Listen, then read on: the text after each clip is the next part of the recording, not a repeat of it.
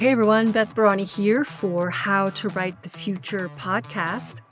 This is a podcast for science fiction and fantasy writers who want to write positive, optimistic futures because when we vision what is possible, we actually help make it so. What am I talking about? I am talking about craft. I am talking about mindset. I am talking about all kinds of futuristic things that can help us as people and as writers. And this week, I have a question that I am addressing from a fellow writer, a creative writer, who is wondering, when is enough information enough, or when is information too much?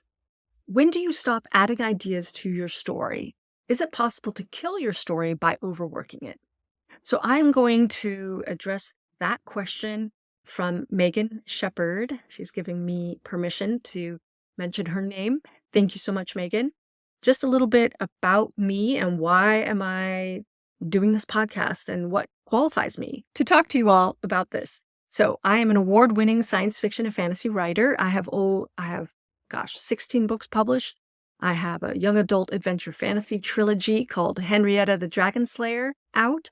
I have a 4-book sci-fi mystery series, the Janie McAllister mystery series out. I've also written sweet paranormal romance novellas, and I have 5 books out there for writers. I teach, I coach, I consult, I speak.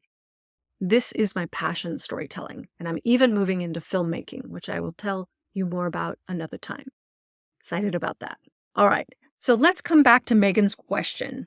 A little background she gives. She says that some good fantasy that I've read has taken one element of fantasy and just evolved the world around it. True. Or the writer poses a question about a specific fantasy race in an interesting situation. So I would call that a setup. And then she gives a fun example.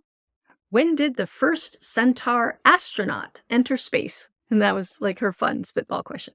She says, I know that every new aspect you add to fantasy can pollute the plot or just bog the reader down with explanations. However, it's tempting to throw every possibility in if it fits with your particular world building. And then she says, my questions are, when do you stop adding ideas to your story? Is it possible to kill your story by overworking it? Now, I would say, Megan, these are 2 separate questions. When do you stop adding ideas is one question. Is it possible to kill your story by overworking it? The answer is yes, and I can circle back to that. And then Megan added a little bit more for me to understand her question, which I found really useful. Basically, that she tends to have a surplus of ideas, and she's noticed sometimes her stories can feel overworked. So she says, when I sit down, I have all these possibilities swarming in my head, and it comes out in new scenes, new lore, but no real work is done. Or I have too many ideas and I don't know which ones to pick. And so for her, she's writing short stories, and her goal is to complete a short story that she's working on. And she's been working on it on and off. It's a pet project of hers. It was written originally for a friend, and so she's motivated to get it done for her friend. All right. What I'm sensing from her question, and I should say that I'm a very intuitive, whole-brained thinker, and at the same time, I have a lot of processes. So I have both the process side, procedural side of my brain working, while I have this holistic, gestalt, intuitive brain that is processing mostly through my body. And that's how I understand intuition, actually. So one of the big challenges that I see science fiction and fantasy writers have, and I've had it too, is you have so many fun ideas about your story, about your world, that you want the reader to know all of them. And so we put them into our story. And then actually, and maybe, Megan, what you're facing is that your story, the actual story, like the bones and structure of the story, is getting lost. So the first question I would ask is, who is your main character? What do they want? What is in their way? What are their challenges? And what would you like the outcome of the story to be? We can really get lost in all the details and we can lose sight of those things.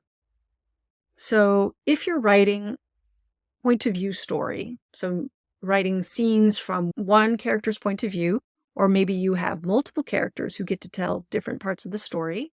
So each character, you might trade off between one character and another, or multiple characters. And modern fiction writing generally frowns upon, or I should say modern readers generally frown upon head hopping, meaning in one scene telling the story from multiple points of view. That can be really confusing, and it's also really hard to pull off. So if you are a beginning writer and you've written maybe a few stories or a few novels, I would say stick to one point of view for the book, or stick to one point of view per scene. Now this will ground your choices. Your character has their goal, has the reasons for their goal, their motivation, has their specific conflicts, what will life be like for them by the end of the story. And that's what you want to keep your eye on. And this can help you decide what material to show or not show. Stories come alive when they're told from the perspective of a character. So if your character is that centaur astronaut, then does the centaur astronaut actually know the history of when the first one went to space? They may or may not know. So one of the tricks that I use, or tools I should say, is I interview my character about the history of their world, about the history of their current project, mission, goal. And they only know what they know. So this is one of the ways that you can stop adding in so much information, is you just think, well, what does this character know?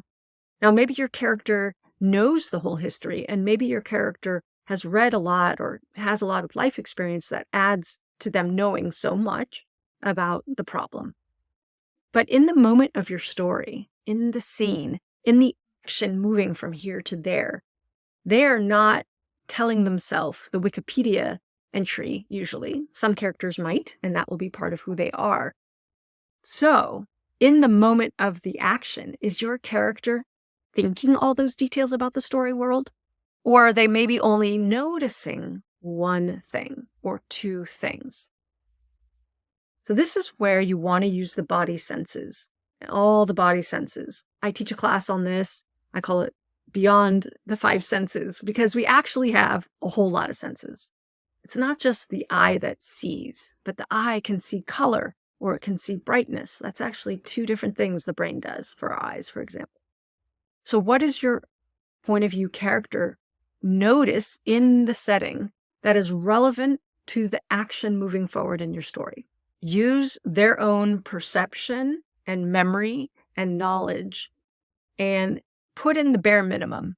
I've told my clients in the past, it's on a need-to-know basis. Do they need to know it right now? Would they really be thinking this right now? Then put it in. Otherwise, cut it. It is not relevant to the scene, because your vehicle for telling the story is your point of view character. And what they notice about their setting, what they know about their setting, what they experience through hearing, sight, smell, body experience, either from kinesthetic touch, touch is actually many, many senses, the pressure of something, the texture of something, for example. And that's just two. There's more. And then there's also the sense of the body in space. That's proprioception. So those are just a few of the body sensing that your body is sensing at any given moment. And what is absolutely necessary to describe right here in this moment. And then going back to your original question, Megan, you said, when do you stop adding ideas to your story? So can you let yourself write toward that end scene and put in whatever details you want in the first draft? Your first draft needs to be messy, totally messy. Write in all the details that you want. And keep your attention on writing to the end of the story. And then in revisions is when you want to ask yourself, is this too much? Is this not enough? And keep your attention on moving the story forward, moving your character through their conflicts and resolutions until you get to the end. And if you're writing short stories like Megan is, then give yourself an actual page restriction, and that will force you to say, well, is this absolutely necessary? Is this detail absolutely necessary? If so, keep it in. Take it out just to see what it would be like. So I would say your story is like a song. What kind of song is it? Is it a waltz that has a certain rhythm? Is it a fast-moving rock song? Is it melodic flute, meditative piece? Think about the rhythm of your story and what kind of song it is. This is one way I think about how to edit my books. And then make a decision. And then now edit your story according to the kind of rhythm and pacing and emotional flow that you want it to have, like a song. All right, I hope that was helpful, Megan.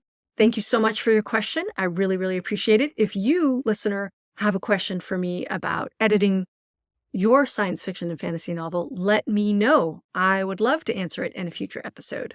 Or come on the show and be a guest. We spend 30 minutes looking at your work or talking about your creative mindset. I will absolutely look at a paragraph or two and we can do some live edits and we can talk about world building and we can talk about how do we mix pacing with setting with character development. It's a 30-minute story success clinic. Every session is recorded and gets aired as an episode of How to Write the Future podcast. You get more exposure for yourself as a writer. I get to help more writers. It is a win-win situation.